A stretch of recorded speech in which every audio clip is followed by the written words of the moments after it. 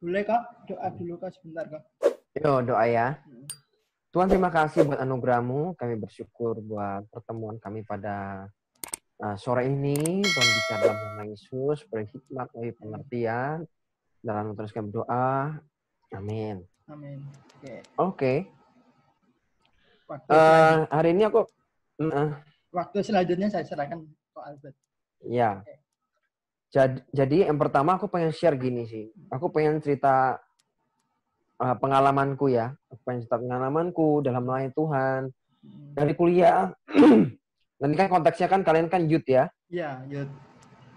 Konteksnya youth dan kalau youth itu kan sama dengan pelayanan next gen. Pelayanan generasi. Ya, jadi yang pertama ini aku pengen share tentang seperti yang kalau kalian baca di media sosialku, aku bicara soal butuh effort lebih untuk menjangkau dan memuridkan generasi. Ya, memang butuh effort lebih, memang butuh usaha lebih untuk menjangkau dan memuridkan generasi. Nah, kenapa kok dibilang effortnya usaha atau usahanya lebih? Jelas. Ya. Pelayanan youth itu kebanyakan gereja tuh menganggap pelayanan second. Iya. Pelayanan nomor 2. Padahal sesungguhnya bisa dibayangkan beberapa mungkin 10 tahun, 15 tahun dari sekarang, siapa yang menggantikan kita ini? Kan? Ya. Kalau bukan mereka, generasi sekarang. Jadi otomatis bahwa melayani generasi ini, ya, bahwa melayani generasi ini bukan pelayanan nomor 2. Iya. Justru sekarang harusnya menjadi fokusnya, menjadi pelayanan yang utama. Ya. Kenapa kok gitu? Ya seperti tadi aku bilang, yang mau duduk di bangku gereja besok 15-20 tahun lagi siapa kalau bukan mereka? Apa Anda akan membiarkan bangkunya itu kosong? Ya kan? Nah, berarti mari kita mengubah mindset, persepsi kita bahwa pelayanan generasi atau pelayanan youth bukanlah pelayanan nomor 2, kan jadi pelayanan utama. Yes. Dan karena ini disebut pelayanan utama dan menjadi prioritas. Ingat bahwa kalau sudah menjadi prioritas artinya termasuk dalam hal keuangan pun harusnya itu diprioritaskan. Kita nggak bisa ngomong bahwa ini prioritas, tapi kenyataannya dalam hal keuangannya nggak ada. Tidak diberikan budgetingnya. Ada hal-hal lain yang lebih besar. Artinya ini bukan utama. Yang utama itu seharusnya lebih banyak, lebih besar. Di mana-mana begitu. Nangkep ya?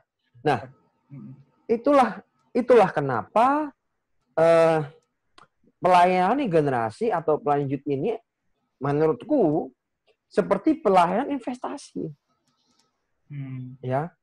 Bukan terus kita memanfaatkan mereka yang masih muda. Oh tidak, depannya tidak seperti itu. Pelayanan investasi yang aku maksudkan adalah bahwa kita tidak bisa menuai ya buah karakter yang mereka bisa perbuat atau mereka hasilkan di waktu-waktu sekarang. Artinya butuh proses. Jadi melayani generasi atau pelayanan youth itu merupakan ya satu, ada hal dalam hal keuangan juga kita harus korban. Ya. Kemudian juga ada benturan demi benturan dengan mereka karena perbedaan persepsi, karena perbedaan sudut pandang. Tadi pagi aku menulis begini, kegagalan kita ketika kita ini gagal mengenali generasi, kita akan kehilangan generasi. Iya, betul. Ketika kita gagal mengenali generasi, kita kehilangan generasi. Kenapa? Karena kita nggak kenal. Ya nggak bisa dimarahin. Contohnya, kenapa mereka nggak bisa hidup tanpa handphone? Lebih baik handphonenya lebih baik dompetnya ketinggalan daripada handphonenya. Nyawa kedua. Ya. Nah, dikit-dikit kau lihat handphone, dikit-dikit lihat handphone.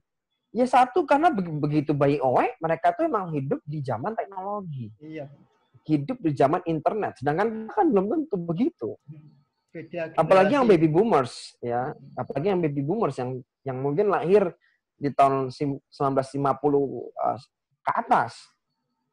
Ya, otomatis hidup dengan cara berbeda, dengan culture yang berbeda, dengan pola yang berbeda. Mungkin zaman dulu, kamu jangan pergi, dan tidak akan ada bantahan. Ya. Tapi sekarang kalau anak sekarang, jangan pergi. Mereka bertanya, kenapa? Nah, banyak orang tua karena gagal mengenai generasi, ya, pada akhirnya mereka justru malah marah. Disangkanya kurang ajar. Padahal bukan. Justru karena anak sekarang itu cerdas, anak sekarang itu pintar-pintar, jadi mereka sifatnya kritis. Kita sebagai orang tua harus bisa memberikan sebuah jawaban. Gitu loh. Jawaban yang memang mereka butuhkan. Jadi bukan mereka bermaksud kurang ajar, bukan. Memang mereka kritis. Nah, inilah yang aku sebutkan bahwa ini banyak orang tua juga cerita sama aku sih. Kok anakku kok nggak bisa lepas dari handphone? Kok ini kok gini terus? Kok ini gini terus? Kok kurang ajar loh? Bukannya kurang ajar. Mereka tuh kritis. Iya. Mereka hidup di zaman seperti ini. Jadi bagian kita apa sih? Harusnya kita yang lebih dewasa, punya pengertian yang lebih, gitu loh. Belajar mengerti mereka, bukan terus pengen dimengerti. Kalau kita memaksakan pengertian, menuntut mereka untuk punya pengertian seperti orang-orang dewasa pada umumnya, itu sulit. Terkadang pengertian kita ini harus diturunkan supaya bagaimana ini tuh nyampe gitu loh. Makanya tadi aku kasih solusi yang pertama supaya kita ini supaya kita ini tidak kehilangan generasi. Yang pertama yang kita bisa lakukan adalah terhubung, ya. Terhubung dengan mereka. Artinya apa? Secara value, nilai dan esensi tentang iman, ya, tentang dosa. Nah, ini harus prinsipnya tegas, tidak dihilangkan, ya. Mana benar mana salahnya itu nggak boleh hilang. Tapi yang penting tuh gini, bukan sekedar apa yang hendak kita pengen sampaikan, tapi bagaimana cara kita menyampaikan itu sekarang tuh penting sekali. Kalau kita menganggap bahwa aku pokoknya ngomong gini, tapi dengan cara penyampaian yang nggak relevan, ya makanya banyak orang khotbah, banyak anak muda mungkin ditinggal main handphone, ya, mereka nggak serius. Ya coba kita juga gini, nggak bisa menyalahkan mereka 100%. Ya. Oh ini salahnya jemaatnya. Oh ini salah anak-anaknya. Karena nggak serius. Ya coba kita juga mari kita mengkoreksi diri kita juga. Apakah cara penyampaian kita sudah menarik? Makanya aku bilang kita ini harus menyampaikan dengan cara yang menarik, yang engage, yang terkoneksi, terhubung dengan mereka. Buatlah semenarik mungkin sehingga mereka tertarik. Kalau nggak menarik, mereka nggak tertarik. Mereka akan tipenya adalah begini. Kalau aku dengarkan kamu, terus aku dapat apa? Nah, itu mereka butuhnya begitu. Nangkep ya? Sama kayak misalnya, ya kita kayaknya sekali lagi kita ini nggak bisa menyalahkan mereka aja. Tapi juga kita harus introspeksi diri. Gitu. Kalau misalnya, iya aku ini ternyata kurang menarik. Baguslah. Kalau kita menyadari itu, mari kita belajar, mengupdate diri, ya, makin up to date, bagaimana kita ini bisa menyampaikan segala sesuatunya, ya, nilai kebenaran dengan cara-cara yang menarik. Itu yang aku bilang, kita harus terhubung. Dan supaya terhubung, kita harus bangun hubungan, ya, bangun relationship, build relationship dengan mereka. Nggak sekedar, kalau zaman dulu mungkin, kalau kita jadi pemimpin yang bosi, mungkin orang masih bisa nerima oke-oke aja. Tapi zaman sekarang udah nggak bisa begitu. Sekarang itu dibutuhkan bukan bos, tapi leader. Seorang pemimpin. Artinya apa sih? Dia mendampingi. Dia mau turun. Nah, kalau nggak bangun hubungan, nggak mau turun, tidak terhubung dengan mereka, tidak terkoneksi dengan mereka, ya ini sulit. Tapi bayangkan bahwa ketika kita ini sudah terhubung dengan mereka, sudah terkoneksi dengan mereka, sesungguhnya apapun yang kita omongin pasti nyampe. Ya. Kenapa banyak yang nggak nyampe? Karena tidak terhubung dengan mereka. Anda tidak membangun hubungan sama mereka. Sehingga ini nggak nyampe. Gitu. kalau kita ini sudah punya hubungan sama orang-orang, pesan yang disampaikan, walaupun tampaknya sederhana, tapi itu kan sampai ke mereka.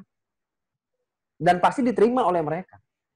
Tapi kalau belum kenal, alias gak punya hubungan, cuman just speak, hanya sekedar ngomong, gak bisa. Gitu. Ini makanya kita harus build. Nah, yang hari ini yang kerjakan adalah build relationship, termasuk dengan Brother John, gitu ya. Aku bangun hubungan juga dengan para leader di kota-kota. Ya, betul. Di kota-kota lain. Aku kemarin habis ngisi gereja di Ambon hari Selasa. Wow, keren. Ya kenapa bisa begitu ya, Kak? Tanggal 20 aku ngisi di Surabaya. Ya tuh tapping-tapping semua. Ya bukan Zoom, tapi tapping, ada yang Zoom. Ya satu hal aku belajar bahwa aku terkoneksi dengan mereka, aku terhubung dengan mereka. Mereka tidak aku jadikan objek. Jadi orang-orang, tempat, gereja, leader, aku tidak pernah menganggap mereka itu sebagai suatu objek, nangkep ya, tapi sebagai suatu pribadi. Jadi beda. Ada orang yang melihat bahwa ini cuma objek aja.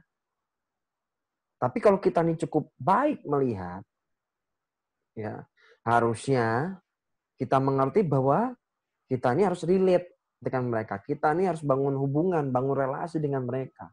Terkoneksi dengan mereka. Jadi kalau sudah terhubung itu lebih enak. Apapun yang disampaikan, pasti lebih mudah diterima. Jadi sama dengan mereka. Kemarin juga ada yang tanya waktu aku ngisi di gereja di Ambon, lewat Zoom. Mereka berkata, kok gimana caranya? Dia ketua cell group. Bagaimana caranya membuat jemaat yang dia pimpin tuh makin semangat ikut cell group. Kalau sekarang kan bukan ikut, tapi ikut online ya, online Zoom online atau apa. Ya aku bilang yang pertama kamu harus koneksi dulu, terhubung dulu dengan mereka. Kalau nggak susah. Ya. Jadi kalau nggak terhubung susah, mau ngomong apa juga susah. Terhubung dulu. Koneksi dulu. Kedua, mau mendengar. Terhubung itu artinya kita juga mau belajar mau mendengar. Bukan menuntut, tapi mau mendengar. Generasi ini perlu didengar. Ya. Jangan sampai kita ini sebagai pemimpin tapi tidak mendengar mereka. Kitanya mau ngomong, kitanya mau bicara sebagai pemimpin tapi nggak mau dengar yang di bawah. Itu juga keliru. Generasi ini suaranya juga perlu kita dengar. Mereka perlu didengar. Mereka perlu contoh. Jadi kalau terhubung, bicara soal juga mau mendengar. Mendengar apa? Kebutuhan mereka itu apa? Selain kita menyampaikan value kebenaran, firman Tuhan disampaikan, kebenaran disampaikan. Tapi juga kita harus mengetahui bahwa mereka juga punya kebutuhan. Anak muda punya kebutuhan. Nah, kebutuhan seperti apa? Mungkin banyak orang berpikir, coba, misalnya ngisi di kampus. Anda jangan berpikir bahwa pemikiran mereka adalah, oh ini pasti butuh jodoh. Enggak itu. Coba dicek. Tidak semua anak mahasiswa butuh jodoh loh. Ya? Mereka butuh bicara soal, diajari bagaimana mereka bekerja dengan excellent. Ya kan? Bicara soal masa depan, future. Jadi ternyata nggak ngomong soal jodoh itu ternyata. Nah, ini kalau kita ini cuman berasumsi menurut pandangan kita sendiri, ya pada akhirnya kita salah. Orangnya butuh makan, malah kita kasih minum. Nggak nyambung. Ya. Mau nggak mau, kita harus terhubung. Dengan terhubung, kita nggak tahu bahwa apa yang harus kita lakukan. Ya, itu satu. Yang pertama, kita harus terhubung. Ya, atau relate. Ya, atau engage dengan mereka. Kemudian yang kedua. Ya. Yang kedua, bicara soal yang namanya upgrade. Ya, and update. Upgrade and update. Nah, kenapa aku harus ngomong upgrade? Ya, atau update? Karena gini, kalau kita nggak up to date, ingat bahwa apapun yang kita lakukan, kita tuh hanya melakukan apa yang kita tahu. Tak ulangi. Kita ini sadar nggak sadar, kita hanya melakukan apa yang kita tahu. Contoh, aku mau ke Indomaret dekat rumah. Itu secara otomatis otak akan memerintahkan belok kiri, belok kanan, dia sudah tahu. Kenapa? Ya biasa di situ. Kebiasaan sih. Ya. Itu langsung otomatis. Nggak mungkin dia coba mencari jalan lain. Oh, nggak mungkin. Gitu. Padahal mungkin kalau dicari, ada jalan yang lebih dekat. Tapi karena sudah kebiasaan, di situ terus. Nangkep nggak? Nangkep nggak? Artinya begini. Kita ini hanya melakukan apa yang kita tahu. Makanya kita ini harus upgrade diri. Kita harus update. Kita harus mengerti perkembangan mereka. Kita harus mengenali generasi ini. Caranya bagaimana? Nah, ini pertanyaan berikutnya kan. Bagaimana mengenai generasi? Selain kita mungkin bisa baca buku, ya, satunya juga kita harus ikut conference, ikut webinar, ikut seminar yang bicara soal next gen. Kita belajar kenali mereka. Aku nih, next gen itu sesuatu yang nggak pernah habis menurutku sih. Bicara soal generasi itu pembelajaran tanpa henti. Kenapa? Karena tiap generasi itu berbeda. Generasiku dengan generasi anakku itu berbeda. Generasiku dengan generasi Z itu juga berbeda. Berbeda. Mau nggak mau aku harus kenal. Supaya kenal bagaimana? Ya belajar. Satunya bagaimana? Misalnya nih, ya, tanggal 30 Juni sampai 2 Juli misalnya. Ini promo dikit lah. Silakan. Nah, ikut Unlimited Fire Online Experience. Kenapa? Karena kita kan bicara soal generasi. Anda kan pelayanannya kan di sini. Dan di sini kita akan belajar banyak hal. Selain kita membangun misalnya ibadah live streaming yang bisa menjadi berkat, memberikan dampak lebih kuat, atau mengembalakan generasi di saat pandemi, itu akan banyak hal dibahas. Bicara soal bahas mental, karena banyak mental anak muda sedang back down hari-hari ini. Jadi ini diperlukan. Ya. Mengubah dari yang hancur menjadi sesuatu yang luar biasa, ini saatnya kita belajar. Duduk diem, dengerin, kita belajar, catat. Supaya apa? Supaya upgrade. Supaya update. Kalau nggak gitu, ya kita gitu-gitu aja. Jangan heran. Gini, udah gitu-gitu aja, nanti kalau ada pelayanan orang berkembang, bertumbuh, marah. Dengki, iri. Kok sih itu bisa begini? Jangan-jangan dia ngerebut. Jangan-jangan dia nyuri dombaku. Ya. Kenapa sih tidak belajar untuk introspeksi diri? Ya. Kenapa nggak berpikir bahwa gini? Kenapa ya itu kok bisa pindah dari tempat saya pindah ke sana? Apakah saya sudah memberikan yang terbaik? Apakah saya sudah melayani dengan yang terbaik? Ya. Jadi, mari kita belajar. Ya. Belajarlah. Jangan menyalahkan orang. Tapi belajar bahwa mari kita upgrade diri, update. Dari situ kita akan, pengetahuan kita akan bertambah. Otomatis, gini, Albert Einstein pernah ngomong gini, hanyalah orang gila, kita sebut orang gila, hanyalah orang gila yang menginginkan hasil yang baru, tapi menggunakan cara-cara yang lama. Ya, ini ngomong Albert Einstein, bukan Albert yang ini ya.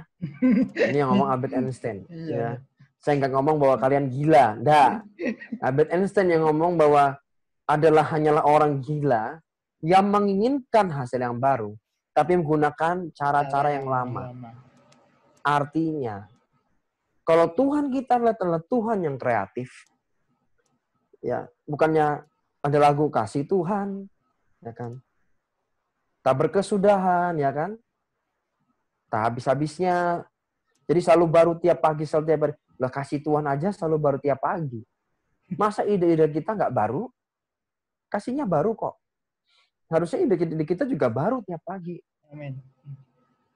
Hikmat kita juga baru, pengetahuan kita juga baru. Yes. Maka mari kita, Roma 12 ayat 2, mari kita perbaharui pikiran. Cara berpikir kita. Ya kan? Jadi itu upgrade and update supaya kita tidak kehilangan generasi. Berikutnya, yang terakhir, yang ketiga, ya. Yang ketiga, sebelumnya gini, bagaimana kalau nggak mau belajar? Kalau nggak belajar ya Anda akan terjebak dengan cara-cara yang lama. Ingat bahwa cara-cara yang lama mungkin berhasil ya di masa-masa yang lalu. Tapi kalau Anda gunakan sekarang, belum tentu itu berhasil. Ya. Belum tentu berhasil. Belum tentu itu efektif. Jadi mari ya perbarui, kita upgrade, kita update. Yang ketiga, sacrifice. Ya. Sacrifice itu berarti korban. Sekali lagi lanjut generasi itu bisa soal korban. Uang, waktu, pikiran, tenaga, capek loh. Ya. Aku pun kemarin habis meeting langsung konseling, ya, konselingin orang. Ini seperti itu tuh isinya sacrifice. Dan jangan pernah melayani generasi untuk mendapatkan keuntungan. Mohon maaf, Anda salah tempat. Melayani generasi, Anda nggak bisa mencari keuntungan. Salah. Ya. Ketika Anda melayani generasi, Anda harus belajar untuk justru Anda harus berkorban. Amin. Sacrifice. Contoh lah, untuk you have on experience. Mungkin ada orang ngomong, wih, mahal amat, 120.000. Loh, Anda tahu nggak? Subsidi kami itu besar udahan. Iya, betul. Pengorbanannya besar. Banyak orang nggak ngerti. Loh, banyak orang tidak ngerti ini. Tapi seakan-akan, mahal. Loh, Anda tidak tahu kami korbannya seberapa. Kami korban jauh lebih banyak daripada apa yang Anda bayar. Jadi pikir, ini leadersnya ngambil untung. Untung dari mana? Yang ada korban. Serius. Artinya bahwa pelayanan generasi ini adalah butuh hati-hati yang dikorbankan.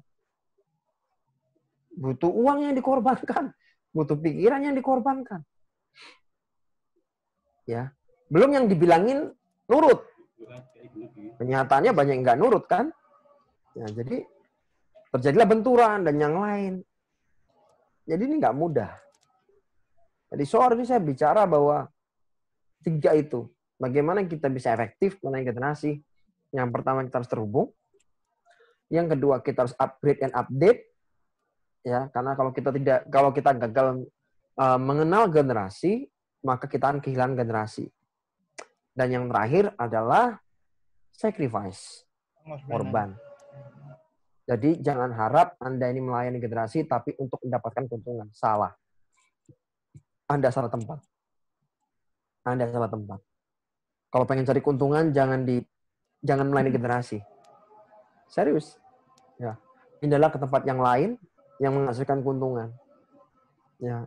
Tapi bukan di sini tempatnya. Kalau Anda mencari keuntungan di sini salah tempat. Asli Anda salah tempat.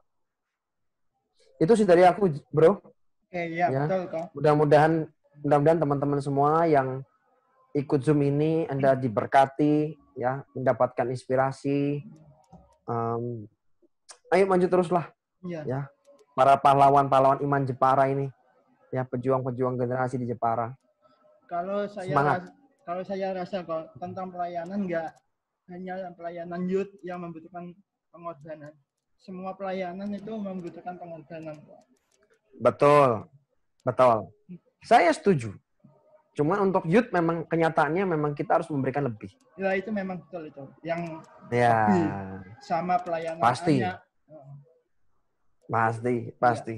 Youth itu lebih. Youth sama anak itu harus lebih.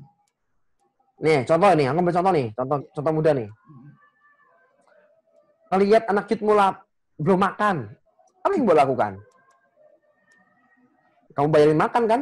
Iya. Bukan dia bayarin kamu makan kan? Nah itu maksudku. Ya kalau cuma 1. Bagaimana kalau banyak? Ayo.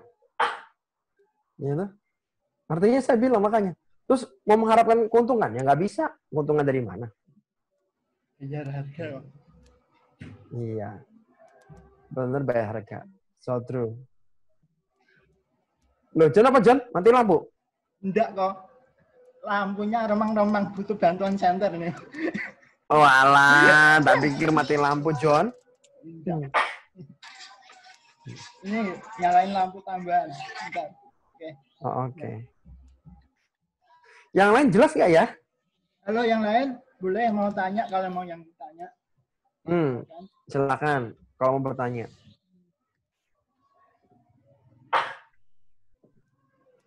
Ada Theo di situ, ada Charles. Halo Theo. Oke, silakan kalau ada yang mau tanya tentang pelayanan youth atau tentang apalah yang kalian pengen tahu dari Ko Albert. Ya, silakan. Silakan. Masih cukup jelas sih, Pastor. Oh, puji Tuhan. Ada pertanyaan? Masih belum sih. Belum. Wah, gile. Berarti udah jelas semua ya.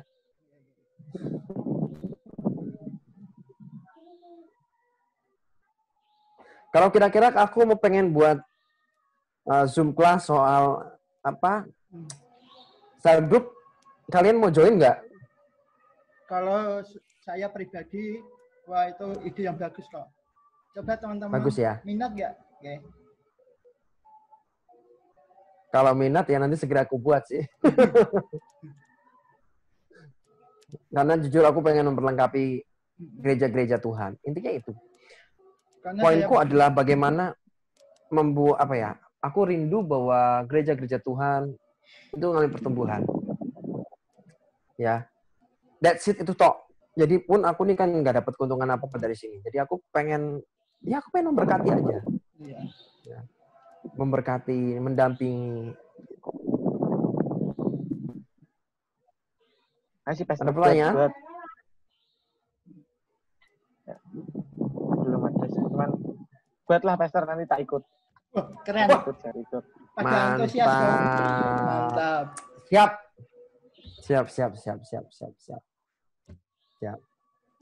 Supaya youth Jepara semakin dahsyat. Ya.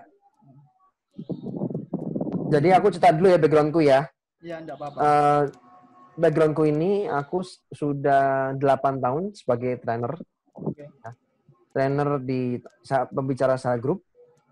Kemudian juga aku biasa ngisi workshop. Dan aku juga membantu gereja-gereja juga dalam membangun cell group mereka. Jadi ini memang ya aku pengen bagi ilmu aja sebenarnya, ini lebih cenderung untuk aku pengen membagi apa yang aku pelajari selama belasan tahun, karena sejujurnya aku ini produk dari cell group. Aku ini produk cell group. Jadi cell group itu kalau benar-benar diefektifkan dan berjalan dengan baik dan benar, maka hasilnya akan jadi orang-orang yang luar biasa. Hasilnya kan Anda akan menghasilkan orang-orang yang luar biasa. Iya. Gitu. Cell group itu akan mengubah orang biasa jadi orang luar biasa. Dari cell group kan ada yang namanya penerimaan ya kok. Pasti dong. Itu yang bikin perubahan hidup orang. Ya. Walaupun di dalamnya nanti kita akan belajar beberapa hal gitu kan. Apa aja sih yang perlu dibangun gitu. Dasarnya itu apa sih? Kenapa sih orang harus cell group? Nah, itu kan sesuatu yang harus orang bisa belajar lah di situ lah.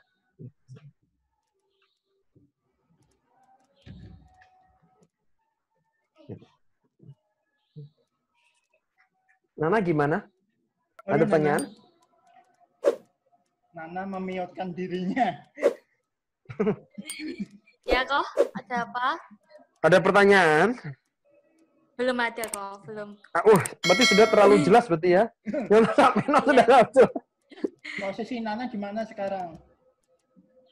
Aku sekarang di Kutoarjo, dekat Kebumen sana, di rumahnya tanteku. Dari Semarang, nah? Enggak kok. Pindah kerja sana? Enggak, jaga nenek sih. Nenekku kan sakit, makku kan sakit toko. Oh, I see. I see. Oke. Ada lagi? Ada yang lain yang mau tanya?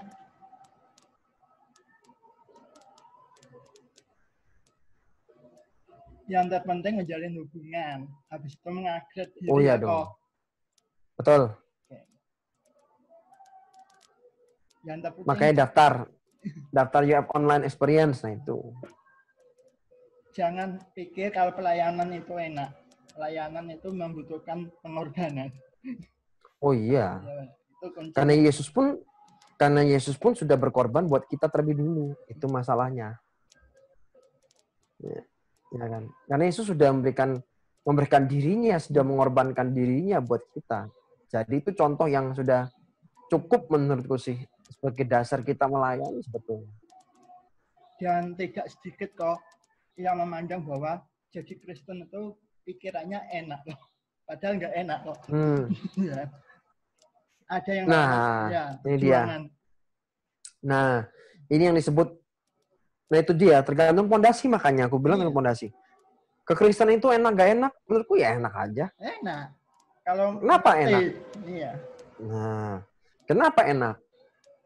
Sekalipun kita ngalami nggak enak, kita bisa ngomong enak. Kenapa? Karena we are not alone. Karena kita ini kan nggak sendirian. Ada Tuhan yang menyertai kita. Iya. Ada janji Tuhan yang sudah diberikan buat kita. Amin. Beda dengan mereka yang belum kenal Tuhan. Mereka berjalan dengan siapa? Mereka berjalan dengan pengertian mereka sendiri. Mereka berjalan dengan teman mereka yang belum tentu bisa memberikan sebuah jaminan. Tapi kita berjalan dengan Tuhan, itu ada jaminan. Minimal ada jaminan keselamatan. Jaminan kekekalan. Gitu sih.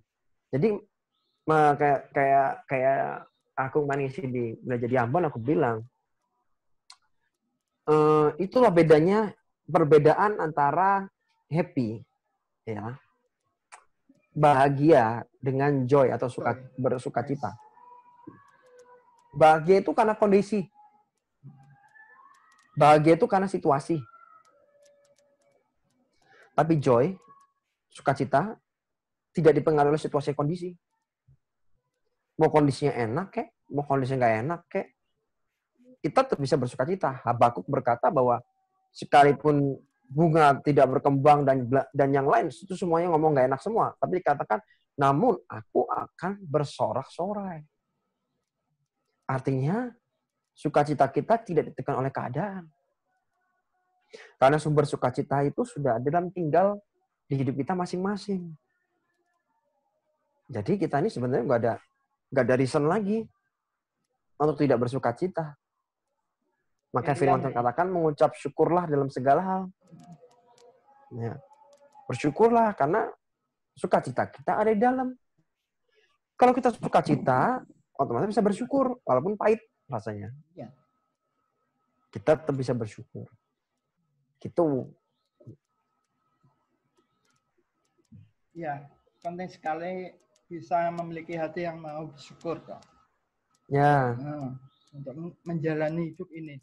Kalau nggak gitu, Pak, kita suka menggerutu, suka sambat, tidak mensyukuri apa yang Tuhan berikan. Sekecil apapun itu harus disyukur. Yes. Kalau kita bisa bersyukur, saya percaya sukacita itu pasti akan kita rasakan. Akan kita perlihatkan pada orang-orang. Sehingga hidup kita menjadi berkat, saya percaya. Amin. Amin. Kita kan harus berbeda dengan yang lainnya ya. Betul. Betul. Kalau yang lain bahagianya kalau ditentukan oleh kondisi, kalau kita tidak. Gitu. Kan kita bisa dikatakan sama-sama menderita, sama-sama mengalami pandemik. Dan bedanya kita bisa bersukacita, kita bisa bersyukur. Yes. Betul. Harusnya kita bisa begitu. Gitu. Ada lagi? Yang lain? Yang lain? Ada yang mau ditanyakan? Oke. Atau mau menambah sesuatu, boleh silakan. Supaya kita tidak pasif tapi aktif dalam Zoom ini. Oke. Kita berbagi pengalaman, bisa share pelayanan kita. Saling menguatkanlah, saling memberkati satu dengan lainnya. ini kedepannya bisa berlanjut ya kok itu yang tadi. Oh bisa. Udah mulai kelas bisa. nih. Ada banyak yang minat. Wah siap. Tinggal promosinya nanti teman-teman yang lainnya. Ini teman-teman yang di sini bisa ngajak yang lainnya. Bisa promosi. Ya. Mencoba kuatur ya, materinya tak susun bentar, habis itu nanti tak rilis di media sosial. Nanti bagi yang berminat DM, nanti tak kasih linknya. Ya, siap. Itu. Penting sekali yang namanya self group itu. Betul. Dari situ ya, kan kalau enggak dibuatin grup WA aja kok. Dibuatin grup WA aja nanti biar yang mau gabung kita masukin lagi. WA kelas. Oh, dari Brotherjon aja berarti. Ya terserah. Nanti dibantu sama Charles ya. Mas. Ya. Oke, siap. Ya boleh. Oke. Khusus boleh. Oke. Yang terpenting nanti kan yang terpenting promosikan dulu ya. Ada yang lainnya. Ya. Ini bagus soalnya. Nanti ya kita nanti belajar sama-sama lah. Nanti ada ya model itu materi. Kalian nanti ada PR-nya ya toh dikerjakan. Nanti itu kasih harus report. Itu. Oh iya dong. Penting itu. Supaya ada tanggung jawab. Iya. Jangan cuma dengar doang. Bukan kayak pemuritan ini. Ini aku cuman sekedar ngasih resource. Tapi aku pengen kalian juga bertanggung jawab. Iya. Nangkep ya? Ini beda dengan pemuritan. Kalau pementoran kan nggak begini. Nah. Tapi cenderung aku ini cuma ngasih resource, tapi karena aku pengen kalian bertanggung jawab, dikerjakan dong. Nah, itu. Nangkep ya? Nangkep. Keren. Nanti kasih report. Apa sih hambatannya? Nanti kita saling cerita. Iya. Gitu. Nanti di Zoom berikutnya kita bisa cerita. Ya, kok gini. Nah, ini gimana? Nanti semua yang lain yang ada di Zoom itu saling belajar. Gini loh, ketika ada masalah itu justru menjadi sebuah pembelajaran bagi yang lainnya. Nangkep ya? Nangkep nggak? Ketika ada masalah itu sebenarnya itu sebagai pembelajaran itu bagus untuk jadi pembelajaran buat yang lain. Oh, kalau begini akan begini. Kalau begini akan begini. Nangkep ya? Iya. Jadi masalah itu tidak semuanya sifatnya buruk, jelek, enggak. Kadang ketika ada masalah itu bagus. Bagus untuk diri kita. Bagus untuk diri kita dan bagus juga buat orang lain. Iya. Dua arah ya, Pak. Oh iya dong. Yang dengar, oh si ini begini, caranya ngatasnya begini. Si ini begini, caranya begini. Nah, itu. Dia punya pemikiran baru nanti. Justru dari masalah-masalah yang ada, kita akan belajar. Dari pengalaman bisa membantu yang lain. Betul? Betul. Jadi aku minta nanti kalian sharing gitu, siapa, ada masalah apa, cerita. Jadi materi pertama, terus dikerjakan, terus aku akan tanya, terus berikutnya ada masalah apa, ya toh, nanti baru masuknya yang kedua, materi kedua, terus materi ketiga. Nah, gitu sih. Harusnya menarik ya. Jangan lupa besok ada UF di rumah aja ya kok. Yes, UF di rumah aja besok. Ya. Silakan pada join. Ya. Menarik. Jadi pokoknya ini menarik lah. Aku akan coba membuat menarik mungkin. Oke, keren. Ya, semenarik mungkin. Itu sih. Karena aku pengen juga ini menolong banyak gereja yang saya grupnya nggak kuat. Aku pengen gereja-gereja punya sel-grup yang kuat. Jadi aku pengen juga berbagi. Intinya cuma itu doang. Iya. Kadang banyak yang capek karena mau nonton kok. Ya. Akhirnya berhenti. Dan nanti besok model Zoom kelasnya adalah tidak boleh modelnya cuman nggak ada gambarnya gitu, nggak boleh, harus kelihatan bisa wajah. Ngomong. Iya, enggak. Dari sini kan bisa kelihatan maksudnya mana yang memperhatikan, mana yang enggak gitu kan. Mana yang tinggal tidur gitu kan, kayak orang denger radio gitu kan. Siaran radio emang ya ini. Nah. Jadi jangan sampai udah ngomong susah, ngajarin susah-susah ternyata tinggal tidur gitu kan. Besok kita kan begitu. Yang nyatet kan bisa ketahuan, yang enggak yang bisa ketahuan juga. Ya, betul. Kita kan kan gitu ya. Gitu. Seru kan? Seru. Jadi lebih teknikal dan lebih menolong sih menurutku, akan lebih menolong ya. Lebih menolong gereja-gereja. Gitu sih. Karena kadang itu sih. Kalau yang di sini kebanyakan kadang itu nomor 2 kan youth kok. Nah, kebanyakan itu. Ya, itu dia, makanya mari segera disadari bahwa nih pelayanan youth itu merupakan pelayanan justru yang utama. Kalau nggak ada mereka nanti habis gerejanya, percayalah. Keburukan youth kadang kok disalahkan pada leadernya. Padahal kan dari mereka nggak ada yang peduli kok malah menyalahkan. Coba kalau kalian peduli, akan beda. Nggak ada yang rusak, nggak ada yang parah. Sama-sama kerjasama membangun generasi kan penting itu. Nah, makanya yang harus dirubah dulu cara pola pikirnya adalah pemimpin-pemimpinnya. Iya, mindsetnya. Kalau cara berpikir pemimpinnya sudah berubah, otomatis yang di bawah juga ikut berubah. Kalau belum berubah ya kayak contoh lah, beberapa gereja besar, muat ribuan, isinya cuma 100 youth-nya. Itu gambaran masa depan loh itu. Tak bilangin ya, itu gambar masa depan. Gerejamu besok kotong-kotong. Siapa yang mau duduk? Gitu loh. Makanya kalau mindset-nya nggak mau dirubah, berat ke depan. Pertanyaannya adalah, mau bayar di awal, ya kan? Bayar sekarang atau harganya besok? Lebih parah tapi kalau besok. Iya, otomatis. Karena tinggal terima akibat-akibat aja. Akibat tidak mempersiapkan, nggak punya pemimpin, bingung ini siapa ya yang naik ya, bingung. Ya karena nggak ada persiapan apa-apa, nggak bangun apa-apa. Kita harus berpikir jangka panjangnya ya, Pak. Harus. Pemimpin yang baik punya visi. Iya. Dan bisa melihat ke depan. Besok yang gantiin dia siapa? Kalau tidak tergantikan, itu nggak sehat. Iya. Semua yang punya posisinya harus bisa digantikan. Tidak boleh punya posisi tapi tidak tergantikan. Itu bahaya. Itu pasti ujung-ujungnya nggak sehat. Iya betul. Itu pun kan sudah banyak yang mengalami ya kok. Tiba-tiba mereka gelebakan, bingung sendiri cari penerusnya, generasinya. Benar. Itu yang terjadi. Makanya ayo mari dipersiapkan. Iya, betul.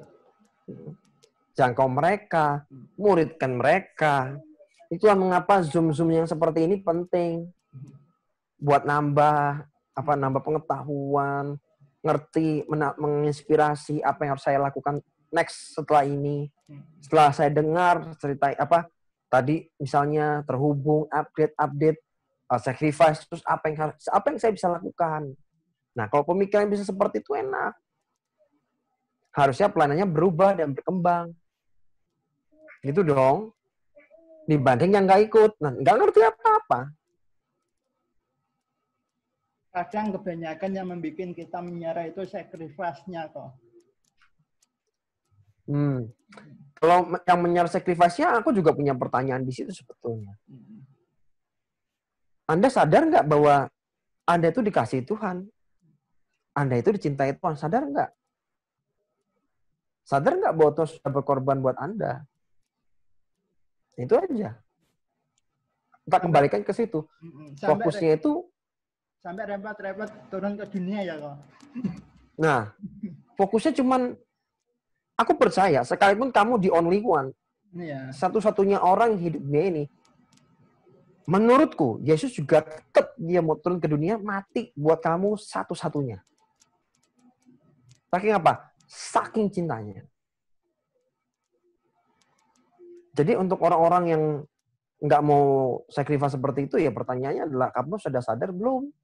Kamu dikasih Tuhan, kamu dicintai Tuhan, Itu aja sih. Iya, Tuhan karena sendiri memang kalau Tuhan kan sudah sendiri kasih teladan, dia mau berkorban untuk kita. Masa kita nggak mau? Itu dia.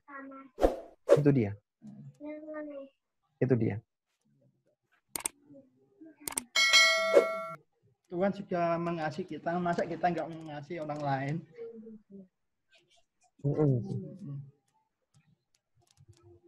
Mengasihi orang yang butuh namanya pengorbanan juga kok. Ya. Kadang kalau mau mengasihi orang itu ya harus sesuatu yang di hati, mengajar. Dan sekali lagi ya, mengasihi orang itu bukan beban. Iya, betul. Harusnya bukan beban. Ya, kalau jadi beban, menurutku sih bukan mengasihi lagi itu mah, terpaksa. Yang kalau sudah rasanya udah beban, itu udah terpaksa udah. Dan itu pasti udah jelek semuanya.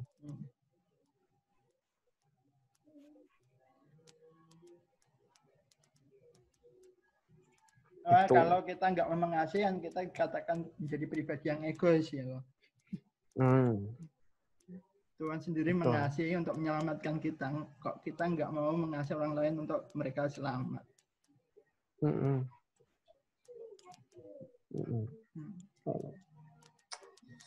Sip, aku senang kalian semangat. Nanti coba segera tak buat ya, segera tak kabari. Ya, ini yang benar-benar berminat mungkin mau dipersiapkan, mungkin WhatsApp grupnya juga boleh. Ya, karena sebenarnya modulnya sudah ada sih.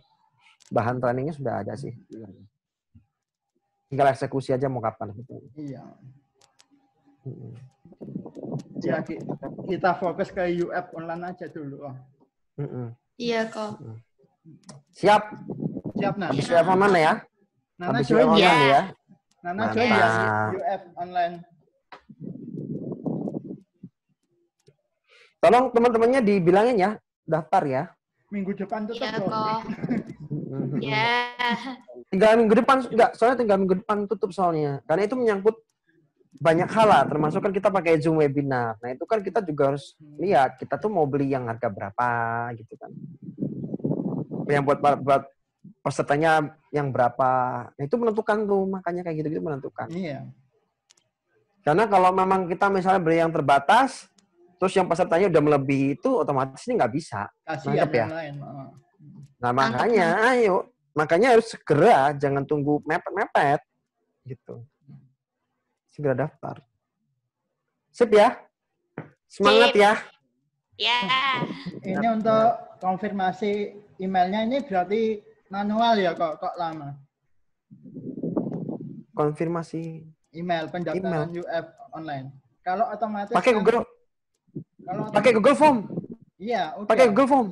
Saya sudah lama sih kok sampai sekarang belum dikonfirmasi. Oh ya? Iya. Sudah menyertakan foto yang transaksinya sudah? Udah. Kalau saya belum. Kalau saya rasa itu otomatis yang pendaftaran otomatis saya percaya langsung dikonfirmasi. Kalau ini lama, saya kira itu yang manual loh. Pendataannya itu. Oke, nanti aku cek ya, bro. Iya, betul. Nanti aku cek. Makasih. Ya, nanti aku cek. Sip. Oke, gitu. Oke. Ya. Mungkin senang bisa ketemu sama teman-teman semua. Sudah jam 6 kok. Ya, mungkin cukup itu sekian kok. Thank you, Kak. Kita doa dulu ya. Kita doa dulu yuk. Yuk, kita doa dulu. Tuhan, terima kasih buat anugerah-Mu Tuhan. Aku berdoa buat para pahlawan iman berjuang generasi di Jepara ini Tuhan. Tuhan, mari Tuhan. Aku berdoa Tuhan memakai hidup mereka lebih lagi. Tuhan, berikan mereka hati yang haus dan lapar akan Tuhan. Tuhan, biarkan mereka sadar bahwa Tuhan begitu mencintai mereka. Tuhan, biarkan mereka sadar betapa Tuhan mengasihi hidup mereka. Sehingga dengan demikian Tuhan, ketika mereka sadar bahwa mereka begitu dicintai, mereka begitu dikasih, pada akhirnya mereka akan membagikan kasih yang mereka terima daripadamu kepada generasi yang lain.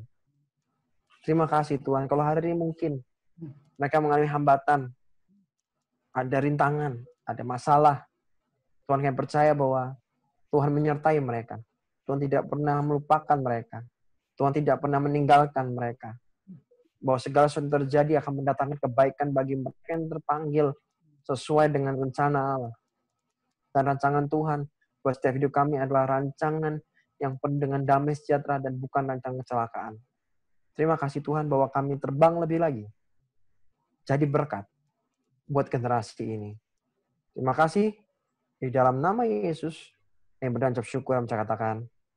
Amin. Terima kasih ya kok pelayanannya. Thank you Brother John. Ya, thank you Charles. Thank you, Thank you Nana. See you next time. Thank you Theo. Okay. Yes, thank you. You.